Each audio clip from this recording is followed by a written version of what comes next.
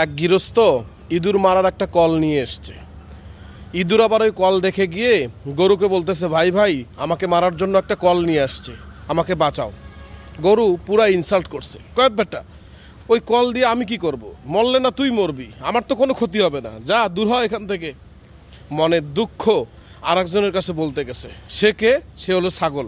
ছাগলকে বলতেছে, ভাই আমাকে মারার জন্য একটা কল নিয়ে আসছে, আমাকে একটু উদ্ধার করো, আমাকে একটু হেল্প করো।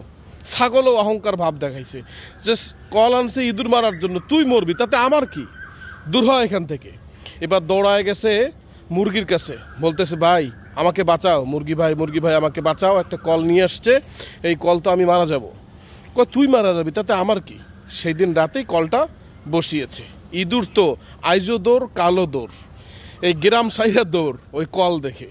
এমন তো অবস্থায় রাতের বেলা ওখানে একটা সাপ চলে আসছে। সাপ ফাঁদের মধ্যে আটকা পড়ছে। বাড়িওয়ালার বউ ওই ফাঁদের মধ্যে যাওয়ার সাথে সাথে বিষাক্ত সাপ সবল মেরে দিয়েছে। এখন ডক্টর আসছে, ডক্টর এসে ভ্যাকসিন দিছে, বিষ নামাইছে, বলছে যে মুরগির স্যুপ খাওয়া লাগবে। মুরগিটাকে জবাই করে স্যুপ খাইয়েছে। তারপরে যখন দেখতে অনেক মানুষজন চলে আসছে, আত্মীয় স্বজন আসলে তো খাবার দাবার দেওয়া লাগবে, ছাগলটাকে জবাই করে সবাইকে খাইয়ে দিয়েছে।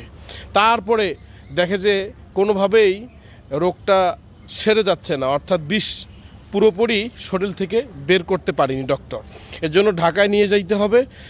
ঢাকায় নিয়ে যাইতে গেলে অনেক টাকার প্রয়োজন। গরুটাকে কসাইখানায় জবাই করে তার মাংস বিক্রি করে ঢাকায় এসছে। মোরাল অফ দ্য স্টোরি হচ্ছে, আপনি যদি মনে করেন যে ইঁদুরের সমস্যা, তাতে আমার কি, আমরা বুঝি যে ওর হয়েছে সমস্যা, তাতে আমার কি, সোহাগকে মারছে তাতে আমার কি, তনিকে মারছে তাতে আমার কি, আব্দুর রহমানকে মারছে তাতে আমার কি, আবু সাইদ মারা গেছে রংপুরে তাতে আমার কি।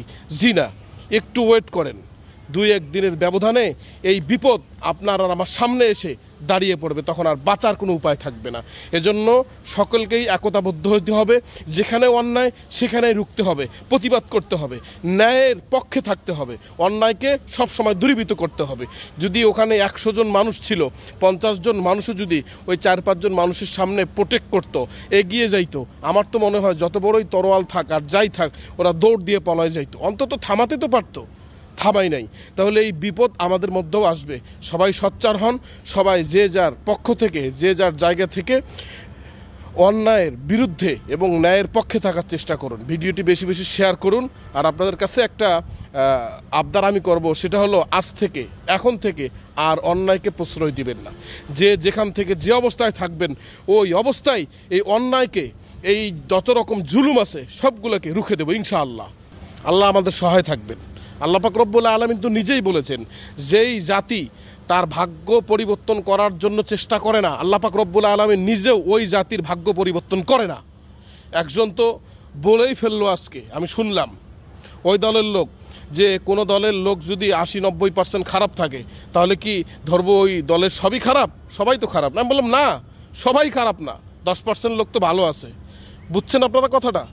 কোনো দলের যদি 90% লোক খারাপ থাকে, তাহলে ওই পুরা দলের সব লোককে কি খারাপ বলা যাবে? যাবে কিনা সেটা আপনাদের কাছে আমি প্রশ্ন রাখলাম। কিন্তু মেন কথাটা হলো, ফিলিস্তিনের মধ্যে যারা বোম্পিং করে উড়াই দিচ্ছে, ইসরায়েলরা, এই ফাজিলেরা এই অন্যায় অবিচার করতেছে, আমি তো মনে করি তোদের চেয়ে ওরা অনেক ভালো। কারণ ওরা বোম্পিং দিয়ে একবারে উড়াই দিচ্ছে। আর একটা মানুষকে, মুসলমানকে, এক ভাইকে, তাও তোর জাতি ভাই, তোর দলের ভাইকে তোরা কীভাবে এরকম করে থেতলে পাষণ্ডের মতো মারলি? আমার কলিজাটা এখনও কেঁপে ওঠে, শ্বাস বন্ধ হয়ে যাচ্ছে আমার। বাচ্চাগুলি কাকে বাবা বলবে? স্ত্রীটা কাকে স্বামী বলবে? তার সন্তানগুলি কিভাবে কাঁদতেছে, আমার চোখের পানি ধরে রাখতে পারতেছি না আমি। যাই হোক, অন্যায়ের বিরুদ্ধে সে যত বড়ই শক্তিশালী হোক, আমাদেরকে প্রোটেস্ট করতেই হবে। আমরা এটাকে প্রোটেস্ট করব ইনশাআল্লাহ, সত্যের পক্ষে থাকব।